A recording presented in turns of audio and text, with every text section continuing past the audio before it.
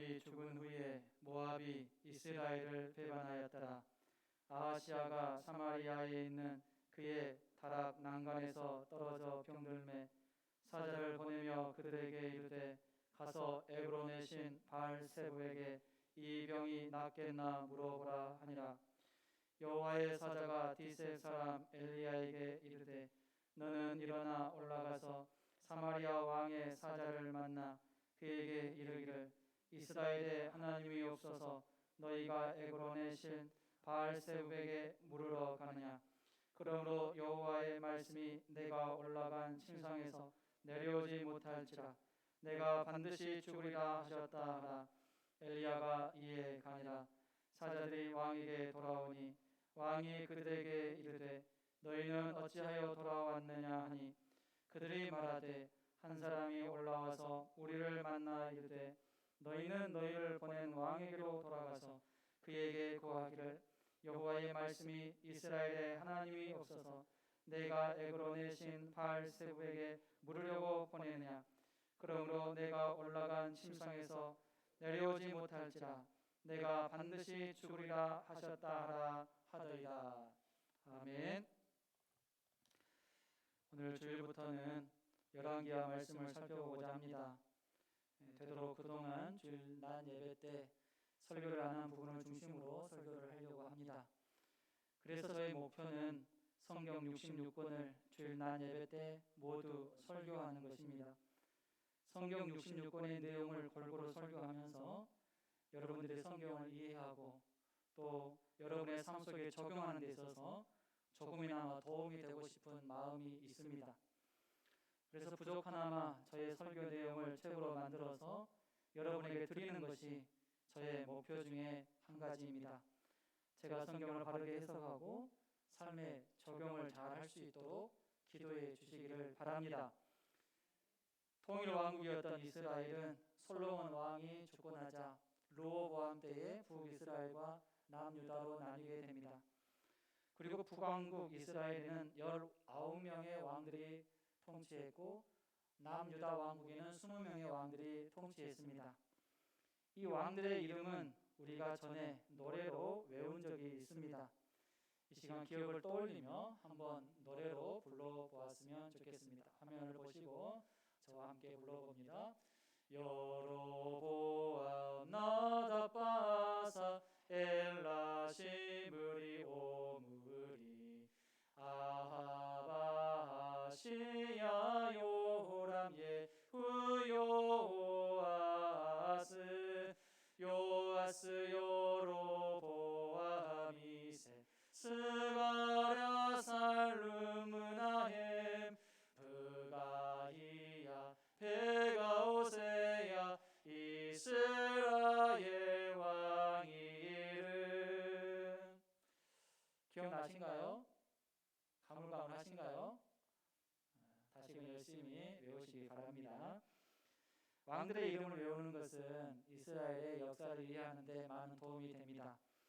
그러나 사실 왕들의 이름을 외우는 것보다 더 중요한 것이 있는데요. 그것은 내가 외운 이름의 왕이 어떤 왕이었는가를 아는 것입니다.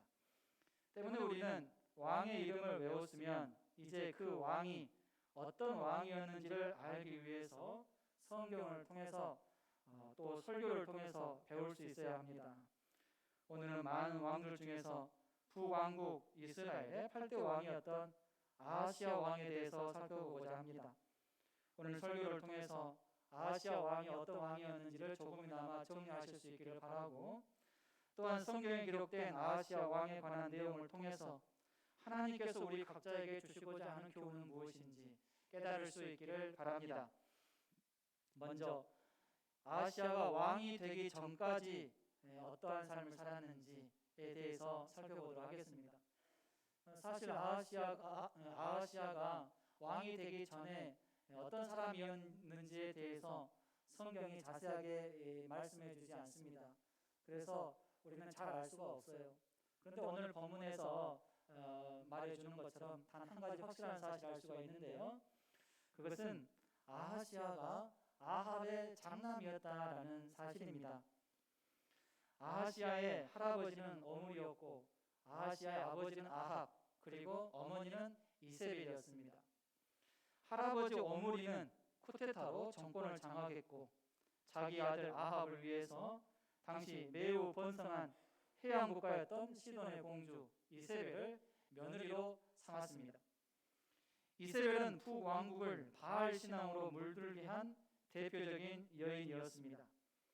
아합과 이세벨은 바알 숭배를 위해서 여호와의 선지자들을 닥치는 대로 죽이는데 온 힘을 기울였습니다.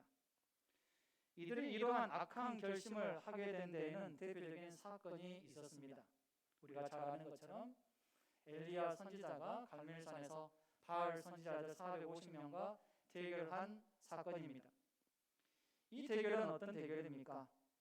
각자의 신에게 제사를 드려서 불로 응답하는 신이 진짜 신이다라는 것을 증명해 보자는 대결이었습니다. 여기에서 엘리야의 제단에 하나님의 불이 임했고 그곳에 있던 바알 선지자들 450명은 결국 다 죽음을 맞이했습니다. 그런데 이때 이세벨은 눈도 깜짝하지 않았고 오히려 이 사건을 빌미로 해서 엘리야를 비롯한 여호와의 선지자들을 죽이려고 혈안이 되었고 실제로 많은 선지자들을 죽였고 또 엘리야를 죽이려고 했습니다. 그래서 엘리야가 도망가게 되죠. 이렇게 하나님 앞에서 악한 일을 많이 했던 할아버지 오므리, 아버지 아합, 어머니 이세벨 밑에서 태어난 사람이 아하시아였습니다. 이 사실 한 가지만으로도 그의 삶이 어떠했을 것인지 대략적으로 짐작할 수가 있습니다. 왜냐하면 아하시아가 부모로부터 악한 영향을 많이 받았을 것이라고 생각하기 때문입니다. 사실 우리는 태어날 때 부모를 선택할 수 없습니다. 부모를 선택할 수 있으면 좋겠다라고 말씀하시는 분들이 계시지만 우리는 태어나기 전에 절대로 부모를 선택할 수가 없습니다. 때문에 악한 부모에게서 태어난 것 그것 자체로 내가 죄인이 되는 것은 아닙니다. 반대로 선한 부모에게서 태어난 것 그것 자체로 내가 의인되고 착한 사람이 되는 것도 아닙니다. 부모의 영향을 반드시 받기는 하겠지만 그렇다고 해서 꼭 부모처럼 똑같이 악하게 살고 또 부모처럼 똑같이 착하게 사는 것도 아닙니다. 악한 부모에게서 태어난 자가 개과천선해서 착하게 사는 경우가 있는가 하면 반대로 선한 부모에게서 태어난 자가 전혀 부모를 닮지 않고 악하게 사는 경우도 있습니다. 하나님은 내가 누구에게서 태어났느냐를 보시지 않습니다. 우리 인간에게는 이것이 중요한 관심사이고 알기 원하는 바이지만 하나님께서는 그렇지 않습니다. 왜 그렇습니까? 하나님께서는 이미 알고 있는 내용이기 때문이죠. 하나님께서는 뜻이 있어서 누구가 어느 부모에게서 태어나게 하셨습니다. 이것은 하나님께서 이미 결정하신 사항입니다. 때문에 부모를 원망하는 것은 나는 왜 이런 부모 밑에서 태어났을까? 이렇게 원망을 하는 것은 누구를 원망하는 걸까요? 하나님을 원망하는 것입니다. 우리에게 부모를 허락하신 분이 하나님이신데 그 하나님을 원망하는 것과 같습니다. 조심해야 됩니다. 그렇다면 하나님께서 눈여겨보시는 것은 무엇일까요? 가문, 족보, 문벌보다도 내가 그러한 환경 가운데서 어떻게 사느냐입니다. 사람마다 태어나는 환경은 다 다릅니다. 하나님께서 그렇게 섭리하셨습니다. 그러나 하나님은 각자 다른 환경 가운데서 태어난 한 사람 한 사람이 어떻게 살아가느냐 그것은 세심하게 살펴보십니다. 아하시아는 아합과 이세벨 사이에서 장남으로 태어났습니다. 믿음의 안목으로 보았을 때 우리 그리스도인들이 보았을 때는 어떻습니까? 아하시아는 참 결코 좋지 않은 환경에서 태어났구나 이렇게 말할 수 있죠. 그러나 비그리스도인들 세상적인 관점에서는 어떻습니까? 아하시아는 참 멋지게 태어났다 이렇게 생각하지 않겠습니까? 참으로 복 있는 사람이다 이렇게 생각할 것입니다. 왜요? 왕의 아들로 태어났기 때문이죠. 왕의 아들로 태어났고 자연스럽게 왕이 될 사람이기 때문입니다. 아마도 아하시아에게는 왕의 아들로 태어난 것에 대해서 엄청난 자부심이 있었을 것입니다. 왕이 되기 전까지의 아하시아의 삶을 생각해 볼 때 아하시아는 악한 일에 앞장섰던 부모의 아들로 태어난 것에 대해서 괴로워하기보다는 한 나라의 왕과 왕비의 아들로 태어난 것에 대해서 기뻐하는 마음이 훨씬 컸을 것입니다. 그러나 나중에 아하시아가 죽게 되었을 때 또는 죽었을 때 그가 깨닫게 된 것은 무엇이었을까요? 내가 왕의 아들로 태어난 것으로 인해서 기뻐하면서 자만하기보다 내가 악한 부모의 아들로 태어난 것으로 인해서 괴로워했어야 되었는데 이렇게 후회하는 마음을 가졌을 것입니다. 아무튼 왕의 아들로 태어난 아하시아는 예정된 대로 아버지 아합의 뒤를 이어서 왕이 됩니다. 왕이 된 아하시아에 대해서 살펴보겠습니다. 아하시아는 왕이 되어서 아버지의 악행을 그대로 본받아서 하나님의 노를 격동시켰습니다. 아합이 죽은 뒤 그 왕위를 이은 장남 아하시아는 자기 아버지의 악행을 그대로 본받아서 우상을 숭배하고 하나님의 말씀에 불순종하게 됩니다. 좋은 일을 따라해도 모자랄 판에 나쁜 본보기를 그대로 답습하죠. 열왕기상 22장 53절을 보면 바알을 섬겨 그에게 예배하여 이스라엘의 하나님 여호와를 노하시게 하기를 그의 아버지의 온갖 행위같이 하였더라고 말합니다.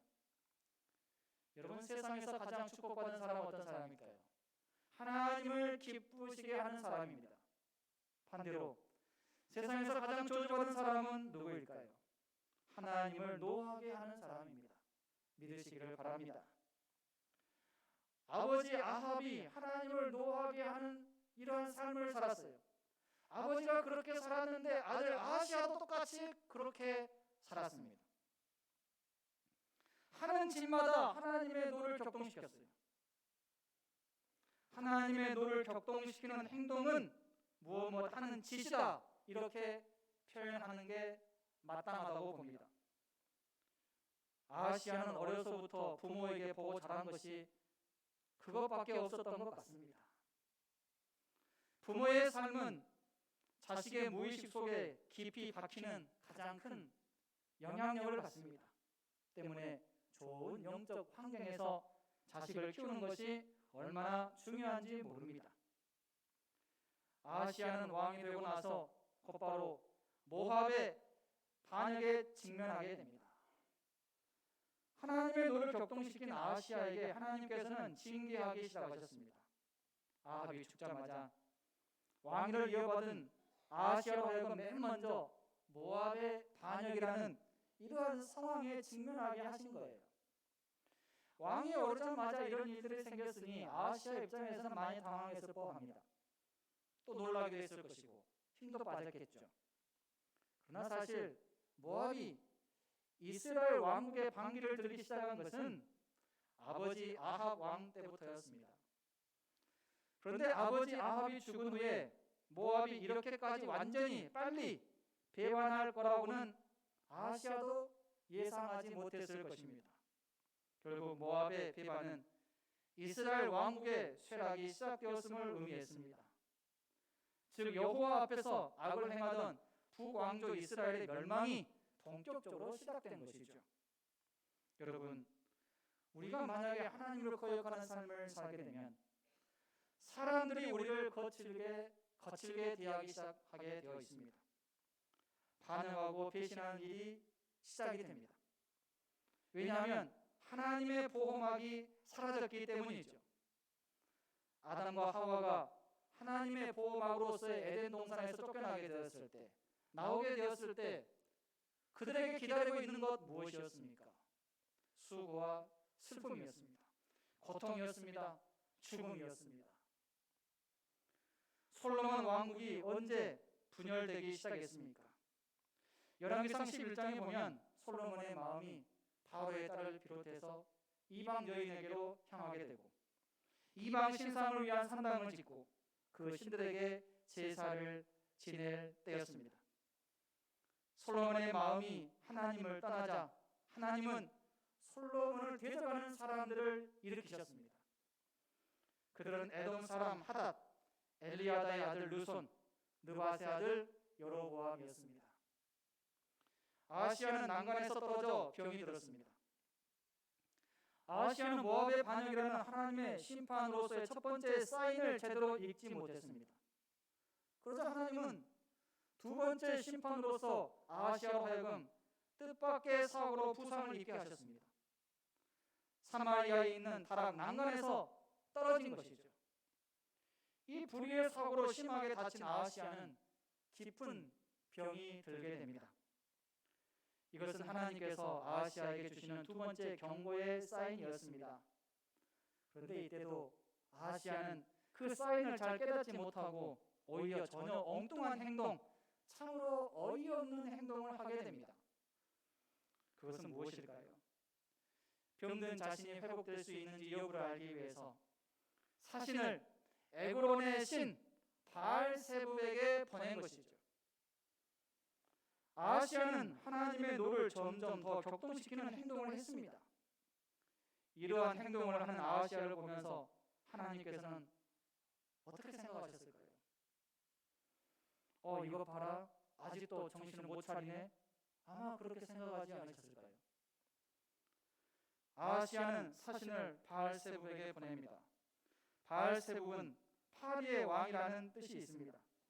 학자들은 이것이 파리 형상의 우상이거나 또 파리가 전염시키는 질병에서 보호해준다고 믿은 우상이라고 추정합니다. 참으로 기가 찰 일이죠.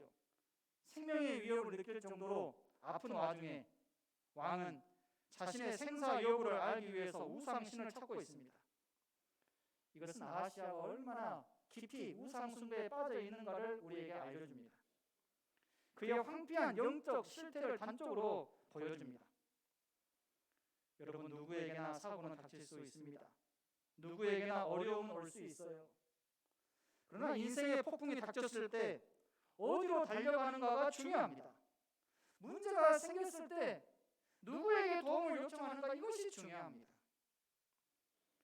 그것이 나의 평소 생각과 신념을 말해주기 때문입니다. 힘들 때 기도하는 사람이 있는가 하면 점을 치는 사람이 있고 부적을 붙이는 사람도 있고 주변 사람들한테 전화 돌리는 사람도 있습니다. 그것은 다 평소 자기 영혼의 상태를 말해줍니다. 최근에 여야 각 당에서 대선 후보를 결정하기 위해 많은 토론을 진행했습니다. 여당은 대선 후보가 확정이 되었는데 아직 야당은 확정되지 않았습니다. 그런데 야당 후보 가운데 모 후보는 토론 중에 손바닥에 한자로 왕자가 쓰여 있는 것이 드러났습니다. 그러자 이 후보는 단지 자신을 지지하는 사람이 적어준 것일 뿐 자신은 무속인이 아니다라고 말했습니다. 하지만 그 후로 이 후보에게는 무속인이라는 꼬리표가 붙었습니다. 그런데 이 후보에게 기독교의 소위 리더라고 불리는 목회자들이 안수 기도를 해주면서 그에게 신앙생활할 것을 고민하기도 했습니다. 개인적으로 목회자들이 특정 후보에게 그것도 언론에 공개하면서 안수 기도를 하는 것은 아주 부적절한 처사라고 생각을 합니다.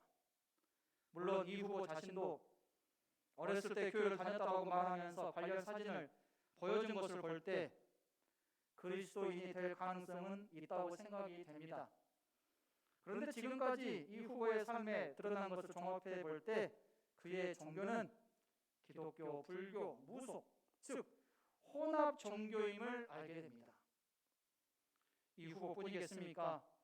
정치인들의 대부분이 정치 목적으로 하나 이상의 종교를 가지고 있는 것을 보게 됩니다. 아하시야는 위급한 상황에 처했을 때 자신의 종교가 무엇인지를 확실하게 보여주었습니다. 아픈 것도 힘들고 큰일인데 처방을 잘못하고 잘못된 치료를 받으면 더 큰 일이 생기게 되어 있습니다. 자기 병세를 알아보려고 우상 신들에게 신하를 보낸 이 아하시아가 바로 그랬습니다. 그의 치명적 실수는 사고로 다친 게 아니었어요. 잘못된 도움을 청했다는 데 있습니다. 어려움이 닥친 게 문제가 아닙니다. 그것을 인간적인 방법으로 해결하려고 하는 것, 그것이 문제입니다. 이러한 아하시아의 행동을 하나님께서 보시고 분노하셨습니다. 그래서 엘리야를 우상 신전으로 가는 아하시아 왕의 사신에게 보내셨고 그들에게 메시지를 주셨습니다. 엘리야를 통해서 주신 하나님의 메시지는 무엇이었습니까? 열왕기하 1장 3절로 4절 말씀 함께 읽겠습니다. 여호와의 사자가 디셋 사람 엘리야에게 이르되 너는 일어나 올라가서 사마리아 왕의 사자를 만나 그에게 이르기를 이스라엘의 하나님이 없어서 너희가 애고로 내신 바알세불에게 물으러 가느냐? 그러므로 여호와의 말씀이 내가 올라간 침상에서 내려오지 못할지라 내가 반드시 죽으리라 하셨다 하라. 엘리야가 이에 가니라. 왕이 되자마자 악행을 일삼은 아하시아가 사고를 당한 것은 결코 우연이 아니었습니다. 회개하라는 하나님의 메시지였습니다. 하나님께로 돌아오라는, 하나님을 찾으라는 그분의 초대였어요.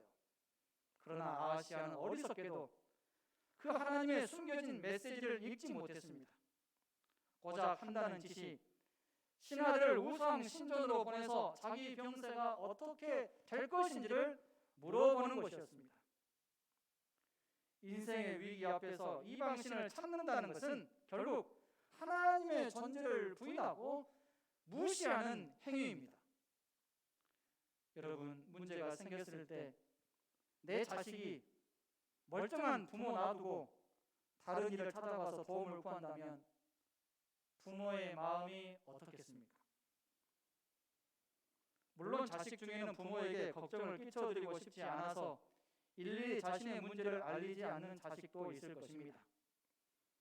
그러나 만약에 자식이 큰 문제로 힘들어하는데 부모는 그것을 전혀 모르고 또 모르는 상태에서 자식에게 큰 일이 생긴다면 그것은 부모에게 더 큰 불효입니다.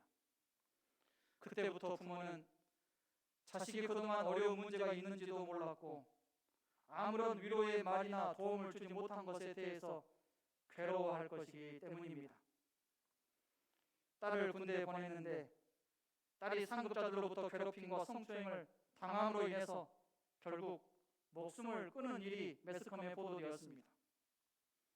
죽은 딸의 아버지가 얼마나 괴로울까요? 딸이 미리 그 사실을 부모에게 알려주었다면, 그래서 부모가 그 사실을 미리 알았다면 딸이 죽음을 선택하기 전에 부모로서 최선을 다해 딸의 억울함과 상처를 해결하기 위해 노력했을 것입니다. 그런데 그렇게 하지 못하고 딸이 죽고 난 다음에야 딸이 왜 죽어야만 했는지 그 사실을 알게 되고 그 일을 해결하기 위해서 소송하는 이러한 자신의 모습을 바라볼 때 너무나도 괴로울 것입니다. 앞으로도 계속 괴롭겠죠. 아무리 부모가 능력이 없고 힘이 없어도 그래도 부모는 내 자식들이 어떤 어려운 문제가 있을 때 부모에게 그 문제를 알려주기를 바랍니다. 하물며 하나님은 어떠하시겠습니까?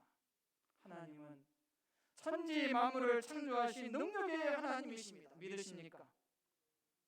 그런데 사람들이 하나님의 자녀라고 말을 하면서도 인생의 위기 앞에서 하나님이 아닌 다른 존재에게 가서 매달릴 때 하나님은 얼마나 화가 나시겠습니까? 다윗 왕은 시편 16편 4절에서 다른 신에게 예물을 드리는 자는 괴로움이 더할 것이라. 나는 그들이 드리는 피의 천제를 드리지 아니하며 내 입술로 그 이름도 부르지 아니하리로다. 이렇게 고백합니다.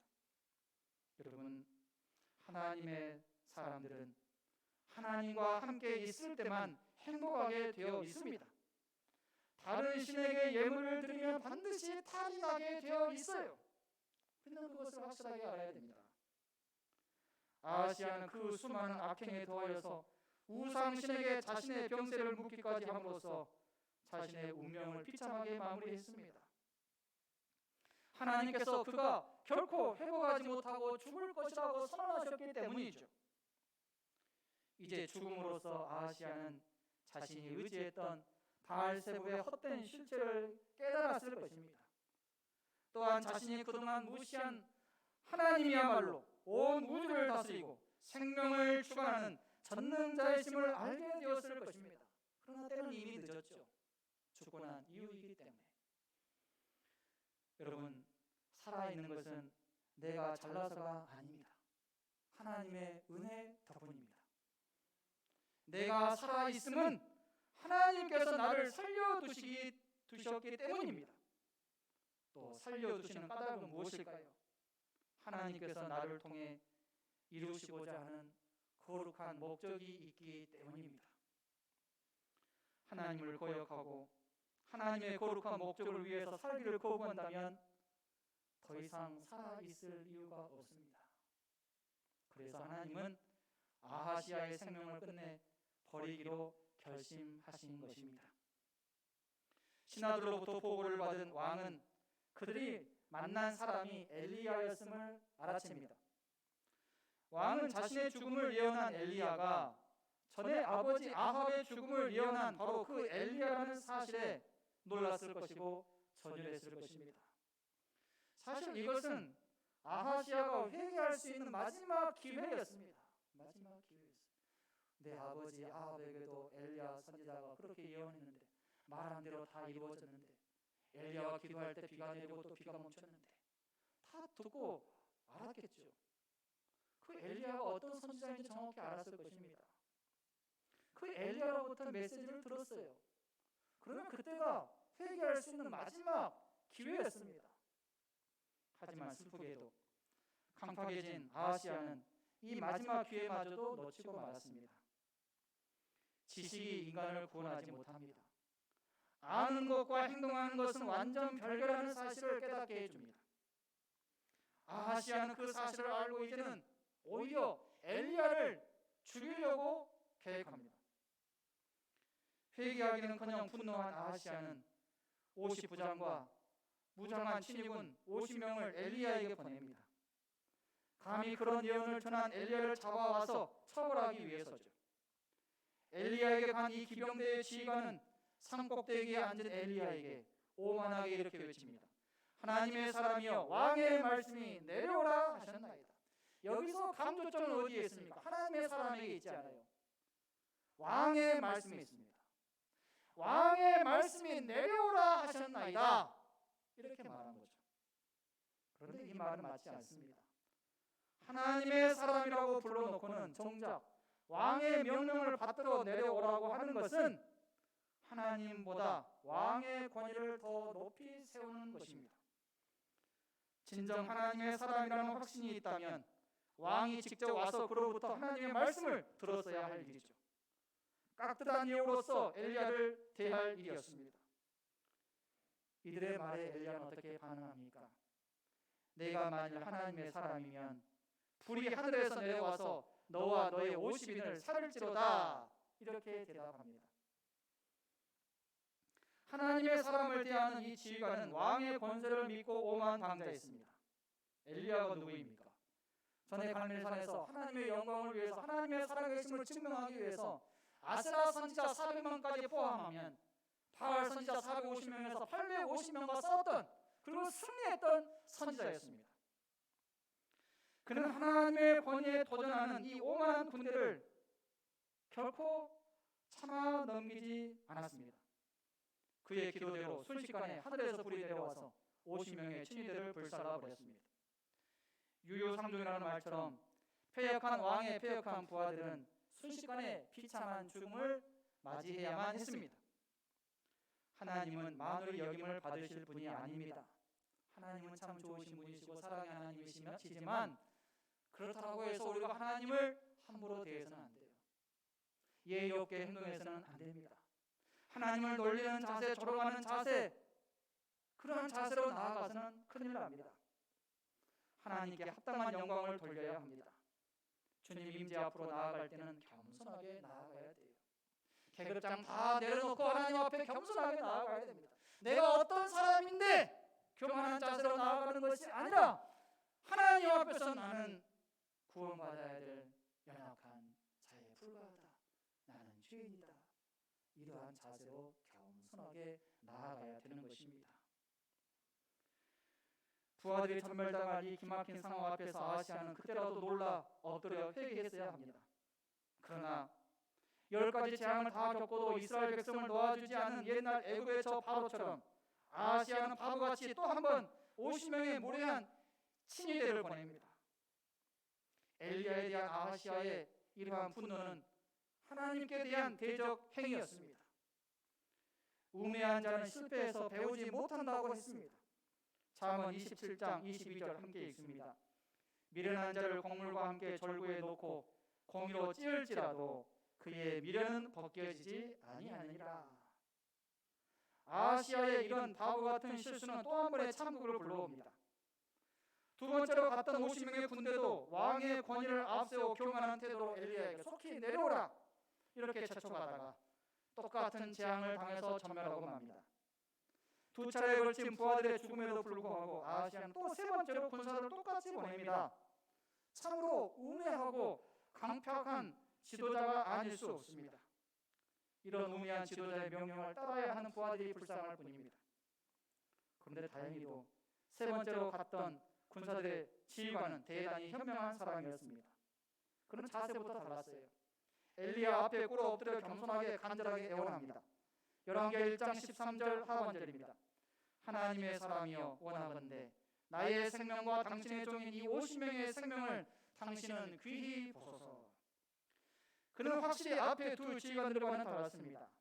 왕의 명령에 따라 어쩔 수 없이 오기는 했지만 이전에 두 지휘관들의 오만함과는 달리 공손한 태도로 엘리야에게 자비를 호소했습니다.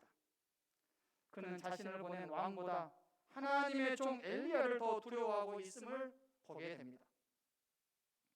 세 번째 지휘관에서 우리는 무엇을 배울 수 있습니까?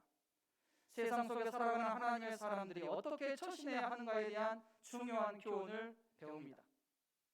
왕의 명령이었기 때문에 어쩔 수 없이 따랐다고 말한다고 해서 자기 책임을 면할 수 있을까요? 면할 수 없습니다. 그 책임은 자기가 당해야 되는 거죠. 유태인 600만 명을 학살한 나치 독일군 장교들이 자신들은 그저 히틀러가 시켰기 때문에 군인으로서 복종했을 뿐이라고 핑계댄다면 그에 대해서 그럴 수 있겠네요. 이렇게 말할 사람 얼마나 되겠습니까? 거의 없을 것입니다. 참으로 악한 일을 했다. 다들 그렇게 얘기하겠죠. 우리는 우리 각자가 행한 모든 일에 대한 최종 책임을 져야 됩니다. 하나님의 권위와 사람의 권위 사이에서 내가 어떻게 행해야 하는지 잘 판단하고 행동을 해야 됩니다. 엘리야는 아하시아 왕에게 나아갑니다. 하나님께서 두려워하지 말고 사신들과 함께 나아가라 이렇게 말씀하셨죠. 엘리야가 아하시아 왕에게 간 이유는 신하들의 말을 들어서가 아니고 하나님의 명령에 의해서죠. 오직 하나님의 명령에만 순종하는 이 엘리야의 모습, 얼마나 멋진 모습인지 모릅니다. 엘리야는 왕에게 직접 하나님의 메시지를 전합니다. 이미 신하들에게 전했던 하나님의 메시지를 똑같이 재확인시켜줍니다. 병든 중에 우상신의 도움을 구했으므로 하나님께서 진노하셨다. 당신은 회복되지 못하고 죽을 것이다. 이렇게 메시지를 전했습니다. 사실 왕 목전에서 이런 얘기를 한다는 것은 죽음을 각오해야 하는 일이었습니다. 그러나 엘리야는 하나님의 말씀에 신실함과 권능을 믿었어요. 온전히 하나님만을 신뢰하며 모든 두려움을 이기고 순종했습니다. 아하시아는 왕이 된 지 2년 만에 하나님의 말씀대로 엘리야를 통해서 주신 그 메시지 그대로 2년 만에 침상에서 죽게 됩니다. 말씀은 그대로 이루어졌어요. 정확하게 이루어졌습니다. 이사야서 55장 11절입니다. 내 입에서 나가는 말도 이와 같이 헛되이 내게로 되돌아오지 아니하고 나의 기뻐하는 뜻을 이루며 내가 보낸 일에 형통하리라. 아멘. 만약 아하시아가 하나님의 심판의 메시지, 경고의 메시지를 잘 깨달았다면 이렇게 죽지 않았을 것입니다. 죽지 않고 살 수 있었을 것입니다. 그런데 살 수 있는 기회를 모두 놓쳤어요. 계속 죽는 길로만 나아갔습니다. 죽는 길만 선택했어요. 결국 그는 엘리야를 통한 하나님의 마지막 경고의 메시지까지 무시하고 대적하면서 죽음을 자초했습니다. 이제 말씀을 정리합니다. 사람은 약해서 또 악해서 순간순간 어리석은 행동을 하고 죄를 지으며 살 때가 많습니다. 그러나 죄를 짓는 그 자체보다도 더 큰 죄가 있는데 그것은 자신의 죄를 인정하지 않고 깨닫지 않고 회개하지 않는 것입니다. 그러면서 계속적으로 반복적으로 똑같은 죄를 짓고 점점 더 악한 죄를 짓는 것입니다. 아시아가 이 길로 나아갔어요. 결과는 어떠했습니까? 하나님의 심판으로 죽음을 맞이했습니다. 아시아가 간 길은 아시아만 간 길이 아닙니다. 부모인 아합, 어머니 이세벨이 간 길입니다. 똑같습니다. 할아버지 어머니가 간 길과 똑같아요. 여로보암이 간 길과 똑같습니다. 북이스라엘 19명의 왕들이 간 길과 똑같습니다. 여러분, 우리 모두는 이러한 전철을 밟아서는 안 될 것입니다. 오직 죄를 지으면 회개하고 바른 길로 나아가는 우리 모두가 될 수 있기를 주님의 이름으로 축원합니다.